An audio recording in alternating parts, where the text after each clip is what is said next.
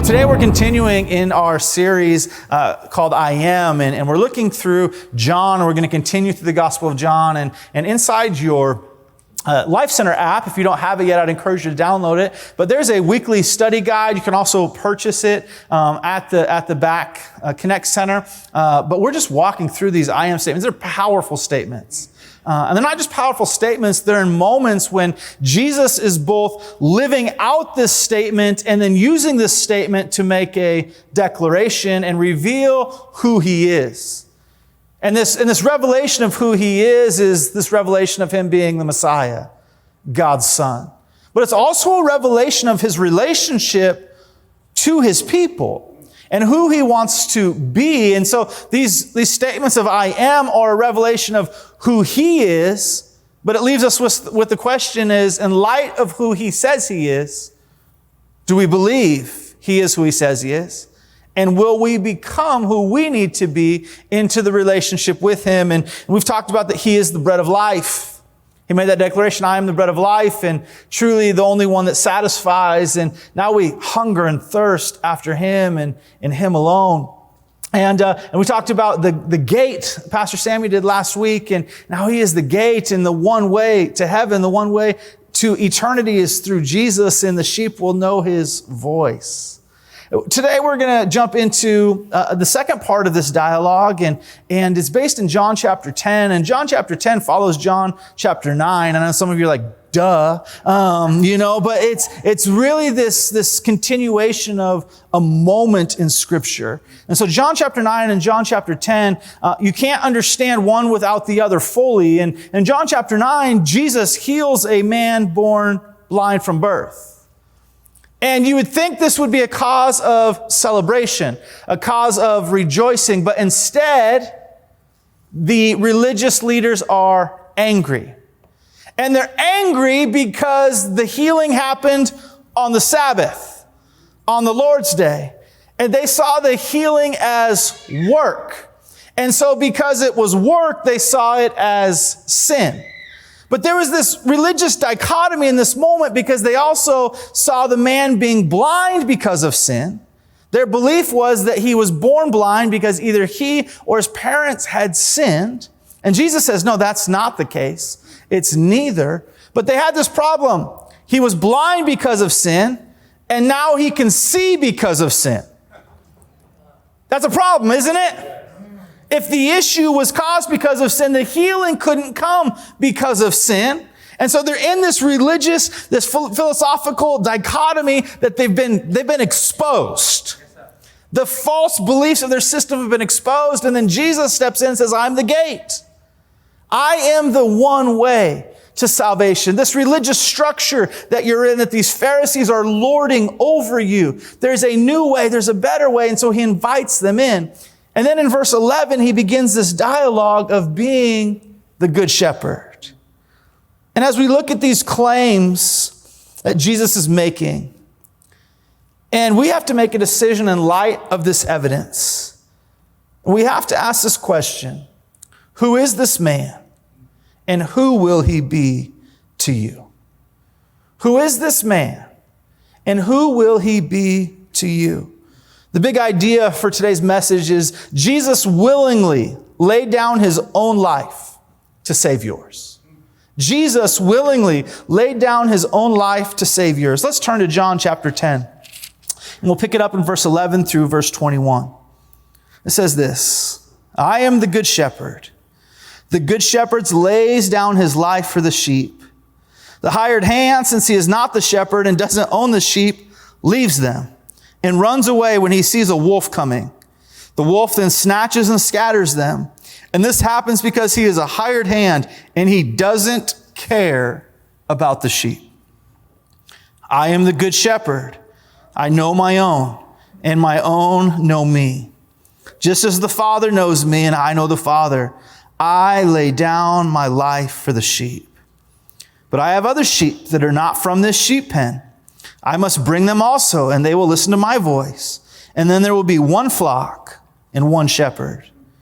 This is why the Father loves me, because I lay down my life so that I may take it up again. No one takes it from me, but I lay it down on my own. and I have the right to lay it down, and I have the right to take it up again. I have received this command from my Father." Again, the Jews were divided because of his words. Many of them were saying, "He has a demon and he's crazy. And why do you listen to him?" Others were saying, "These aren't the words of someone who is demon-possessed. Can a demon open the eyes of the blind?" I am the good shepherd. You know, not many of us live and work with sheep. There may be a few of you that have at a time, but it's not, super common in this area. Maybe as you move more south from 176, it becomes more and more common. But I know you go north and there's not a whole lot, working with sheep and agriculture. But as you go south and work with sheep and animals, Jesus is giving this analogy because people are very familiar with shepherds. It would have been common in Palestine and in these towns to have shepherds traveling through. Many people would have even owned sheep and hired out people to care for them. And we're inspired by acts of heroism as a culture. I mean, people that are willing to go above and beyond to put their own lives at risk for others. I mean, we celebrate and honor soldiers who fight for our country, who fight for their fellow brothers and sisters in the military, and in moments of danger and of critical moments, even sometimes make decisions to put their own life on the line to save others. We're inspired by firemen who run towards burning buildings to save children and life that are inside those places. To the person who jumps in to stop a tragedy from continuing or help those in need. We celebrate people like Harriet Tubman, who risked her life so that others might find freedom, and helped people through the Underground Railroad find freedom from slavery. And so acts of heroism inspire us, and Jesus is saying this in this moment. He says, "I'm the good shepherd," and he says it 3 times, but then it's followed by this statement, "I lay my life down for the sheep." And so we've got to ask this question to begin with. What makes the shepherd good? What makes the shepherd good? Jesus' claim wasn't that he's just the shepherd of the people, but that he's the good shepherd. And the only reason you would need to qualify something as good is if its default cultural position is bad or neutral. It's like saying this, "Man, I had a good trip to the DMV." Why would you need to say it was good? Because our default position is that's going to be a long wait. That's going to be a tough day. It's like saying, "I got a good report from the doctor." Because we know that a lot of times the report that comes back from the doctor is of unhealth. It's like when a kid gets in trouble and we make this statement, "But he's a good kid." We understand that in order to say and to emphasize that something is good, in some people's minds, the default position is that it's bad. And if you don't believe that Jesus is the good shepherd, you won't follow him. And it's not just that he is good, but that he is better than every other choice in life. And good is a powerful word that has the potential to change everything. And when we look at this, I know you've probably heard this if you've been in church, is that God is the shepherd and we are the sheep. And it'll go something like this: "You're the sheep because you're dumb." I think that's insulting. I'm not going to be your pastor that calls you dumb.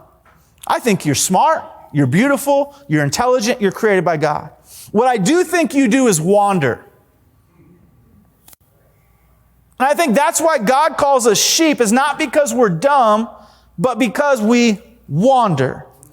We wander at times. We're supposed to be in his protective care. We wander away from his law, from his love. We wander according to our own desires. And when we wander, we get in trouble.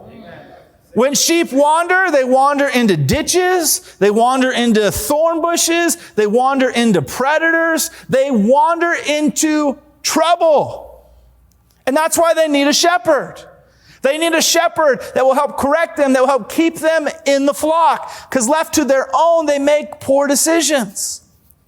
Left to your own. You beautiful, intelligent, lovely people, when you wander, you end up in trouble.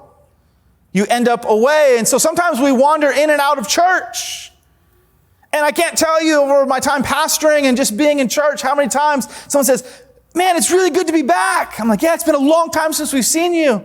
Yeah, life just got busy with work and sports. And then they proceed to tell you all the ways their life has fallen apart. And I was like, man, I just wish you wouldn't have wandered.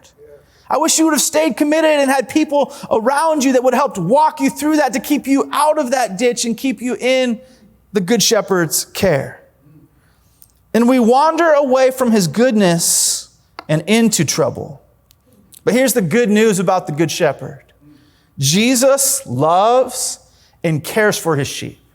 Jesus loves and cares for his sheep. There's no way that Jesus would have made this statement and Psalm 23 not come into the people's mind that day. And it starts like this. The Lord is my shepherd. I have what I need. He lets me lie down in green pastures. He leads me beside quiet waters. He renews my life. He leads me along the right paths for his name's sake. Even when I go through the darkest valley, I will fear no danger, for you are with me. Your rod and your staff, they comfort me. You prepare a table before me in the presence of my enemies. You anoint my head with oil, and my cup overflows. Only goodness and faithful love will pursue me all the days of my life, and I will dwell in the house of the Lord as long as I live. And when Jesus would have said, I am the good shepherd, the hearers would have hearkened back in their memory to David's psalm, to David being the shepherd who would become king and the line through which the Messiah was promised. This passage says, the Lord is my shepherd. And when you proclaim that the Lord is your shepherd, you're proclaiming that money is not, that there is no power, no status, or politics that are your Lord, but Jesus and God alone is your Lord. A shepherd is lowly. They sleep in the fields and they work the night shift. And they place themselves in danger for the safety of the sheep. The passage goes on to say, the shepherd makes me lie down. Now, where does the shepherd make you lie down? In green pastures, in places of rest, in places of safety, to stop, to rest and nourish, to enjoy the peace. But yet we walk through difficult times. And I love that the imagery isn't that you lie down in those difficult, dangerous places.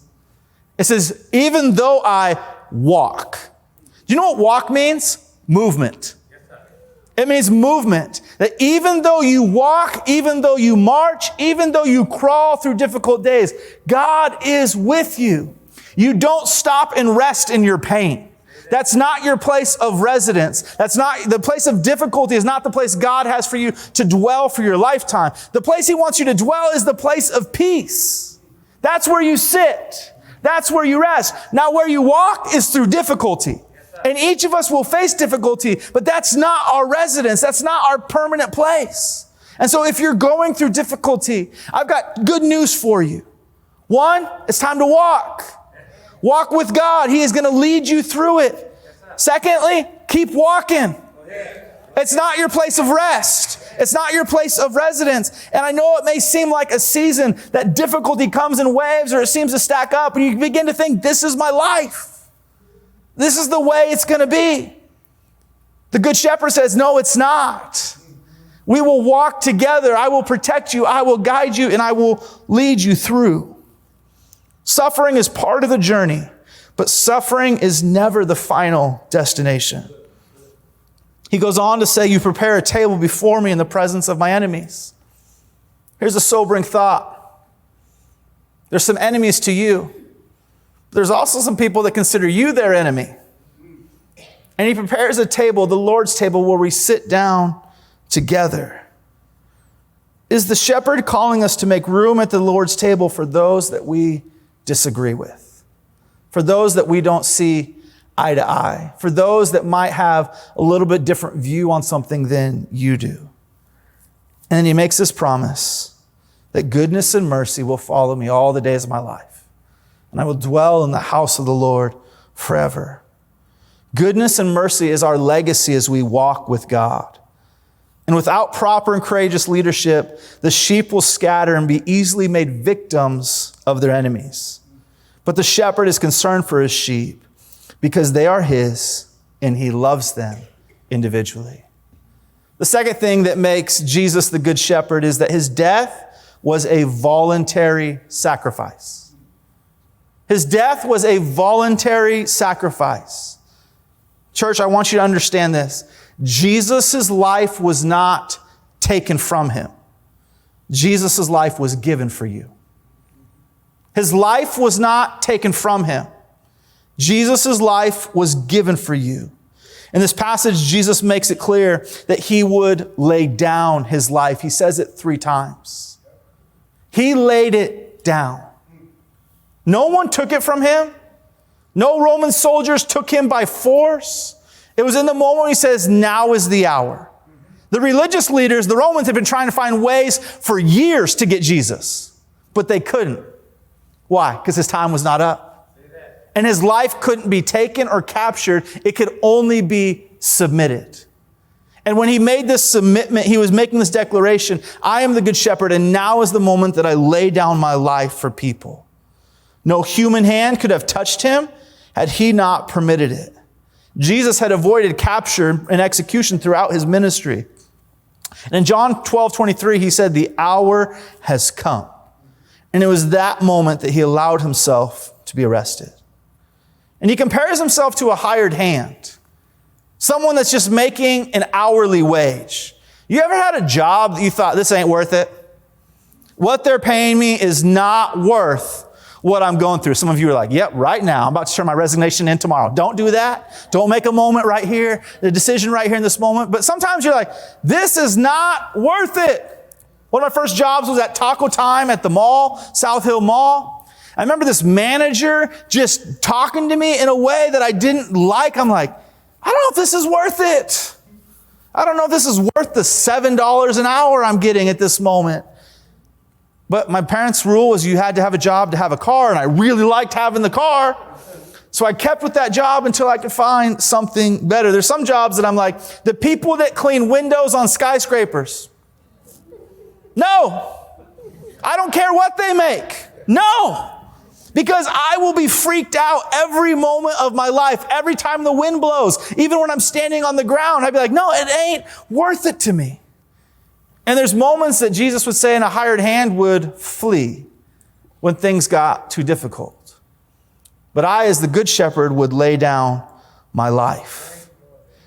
The good shepherd lays down his life not for his own benefit, but for the benefit of the sheep. And the good shepherd stands ready to sacrifice his total self for the sake of the sheep. Jesus is also the good shepherd because he has one flock. Let's read in verse 16. But I have other sheep. Turn to your neighbor and say, other sheep that are not from this sheep pen. I must bring them also, and they will listen to my voice. And then there will be one flock and one shepherd. Who are these other sheep? Who are these other sheep? Well, unless you're in this room and you're fully Jewish, those other sheep are you and me.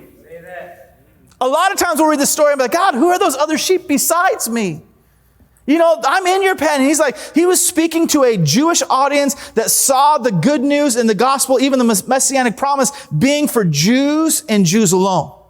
And so when Jesus says, I have other sheep that are to belong in my pen, he's talking about the rest of the world. He's talking about to the ends of the earth. He's talking about the Samaritans and the Gentiles, which would mean to most of us in this room today, that's you and me. We are the other sheep.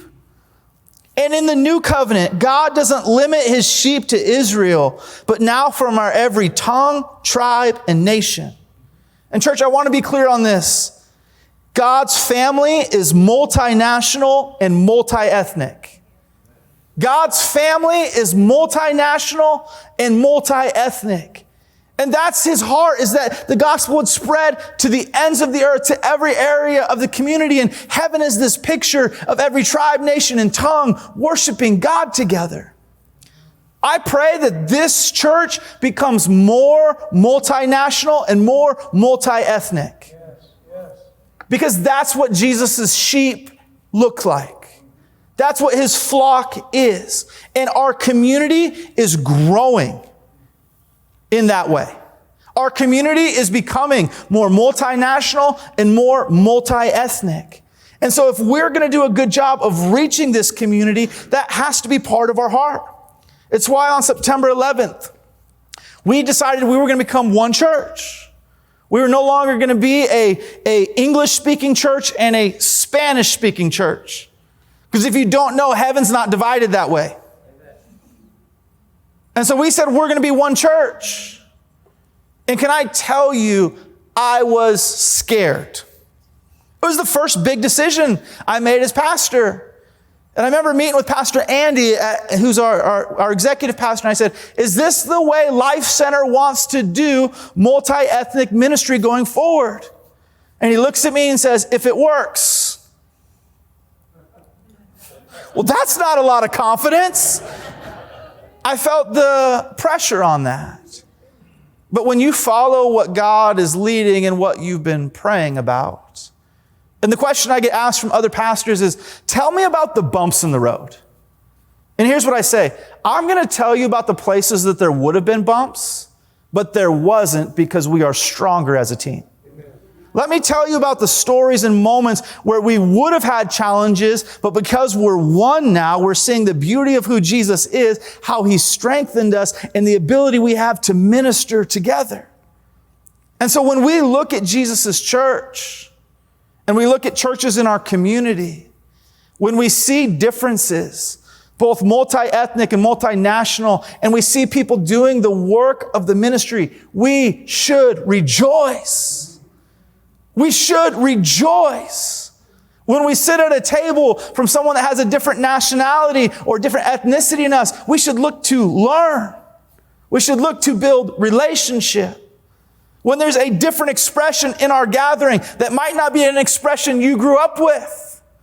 It might not be an expression that you're as comfortable with. You're like, well, I didn't grow up in a church where people were loud like that. Your church isn't the only way to do church. Your upbringing isn't the only way for God to express himself through his people. We are being brought into one flock. People from all over the earth, all over the globe, more now than ever. And the expressions that come with that, one's not right and one's not wrong. It's just different from where people grew up and where the relationship is and what was normal. And so when we see people doing the work of God, even if it's a different expression, we rejoice. When we see churches being planted, we rejoice. Because there is not enough room and enough reach right now in Pierce County to reach everyone. We don't need less churches. We need more churches. We need greater partnership. We need greater ability to cheer one another on. As I drive by churches in this community, I pray that they would be full. I pray that they would be full.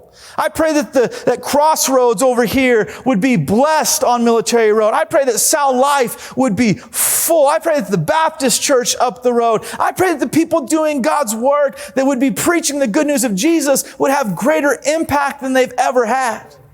Because it's larger than Life Center. We have some great things. We don't have everything. And the moment we think that, we're missing the mark of being a part of Jesus' flock. We are an expression of Jesus in this community and in this moment. We are not the only expression. We are part of his flock. And in his church, there is one flock and one shepherd.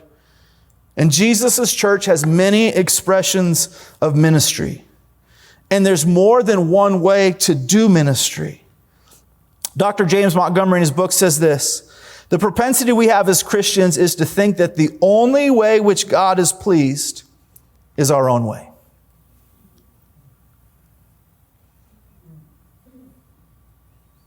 The propensity we have as Christians is to think the only way God is pleased is our own way. And so when we see someone who's in a different church or different ministry or different culture or different ethnicity, maybe even doing ministry a little bit differently than us, yet they are doing the work of Christ, we rejoice. And we close with this thought. Jesus' death was with the resurrection in view. Jesus' death was with the resurrection in view. Jesus says this, the good shepherd will lay down his life. But he doesn't end there. He says, but he will take it up again. But he will take it up again in order to, so that I may take it up again. This is why the Father loves me, because I lay down my life so that I may take it up again. No one takes it from me, but I lay it down on my own. I have the right to lay it down, and I have the right to take it up again. Yes, sir. Yes, sir. The resurrection was not an afterthought. It was not what Jesus hoped would happen after he died on the cross. He knew that God had the authority and the plan, and he was willing to lay down his life, not to stay dead, but to rise again. And the moment he's making these claims, people are losing their minds. They are losing their minds. Who says this? Who says that they have the right, the authority to lay down their life and yet claim that that won't be the end? They must be possessed by a demon. But then others are like, yeah, I hear what you're saying, but demons don't make blind people see. And so there's this reality of the way he's lived and what he's saying that we have to decide, who is this man? The death of Jesus was not merely permission to be killed. His resurrection was not an afterthought. It was always part of the plan to submit to death and emerge victoriously alive. Anyone can lay down their life if it means the end of their physical existence. And we've seen that throughout history. We've seen that in our culture. People willing to sacrifice their own lives for the betterment of the others. What makes Jesus different? But only the Son of God could resume his existence at will. At will. God's divine plan involved a supreme sacrifice and the manifestation of divine power. And Jesus never lost his authority. It was not absent, and it was never taken from him. He was not the helpless victim of the enemy's violence. He died in order that others might live. He died in order that others might live. And this is what makes him the Good Shepherd. This is what makes him the Good Shepherd. It's his love for you. It's his care for you, to walk with you through the challenges and difficulties in your life. It was the fact that he voluntarily laid down his life to be a sacrifice for you and me. It was the fact that he continues to bring people from all backgrounds, all places of this globe into one family. Where the world is divided and where the world diminishes one another, the church should elevate one another. That we don't see the differences as hindrances, but as blessings. As a new realm of the way God is expressing himself through different cultures and different people, of different ways. And we rejoice. God, I thank you that your church is bigger than Life Center. Life Center is great, but it would be really small compared to the church that Jesus needs to reach this world. I'm thankful for different expressions and different ministries and different ways that God is using people to reach people. I'm thankful for different ethnicities and cultures that are different than mine that help me see a bigger picture of who God is. I'm thankful for my church that I grew up in Yelm, Washington, that was formational to me. I'm thankful that's not the only church I ever saw. That's not the only place I've ever experienced the goodness and glory of God, because it would have led to a limited view. I'm thankful for you. You've helped me in this last 15 months to see a more beautiful picture of Jesus' church, to see a more loving way and a way of unity and a way of the community coming together. I want us to continue to grow, and not just numerically. I do desire that, not for numbers, because every number represents a name. Every number represents a story. And there is something called the Lamb's Book of Life. And we want to add names to that. We want to add names to eternity. But I also want to be intentional in the way we're growing. Not in one way or in one avenue in our community, but in the ways that our community is growing. I want us to be multinational and multi-ethnic. Not for stats or for say, or just to say we are, because we'll see a fuller, beautiful picture of the family of God. Jesus has one church and one flock. But he was also willing to die so that you might live. So that you wouldn't have to stay in your mistakes, in your pain, in your loss, in your wayward living and wayward thinking. And you have to make a decision. Is he crazy? Or is he God? Was he out of his mind? Or was he giving an invitation to live a completely different way? You see, the people that heard this moment and had heard this dialogue and seen the man born blind, they were conflicted, they were confused, because they'd never heard anyone talk this way. They had never heard anyone speak this way, and it actually be true. There had been others that had come before Jesus that claimed to be the Messiah, but it ended with their claims. They weren't able to live it out. And they said, who is this man? No one can say that they're going to die and raise themselves to life. He must be a demon. That's a pretty harsh accusation. But others would said a demon can't heal someone. And so there's got to be something different about this man. And so this Jesus, who is this man? And who is he to you? Who is he to you? Is he your good shepherd? Or do you treat him as the hired hand? That you bring him around whenever you need him, whenever there's work to be done, whenever there's an emergency that you need him to fix? Or is he your good shepherd, who you are committed to following his voice, following his leading, and saying, where you go, I will go. I choose not to wander.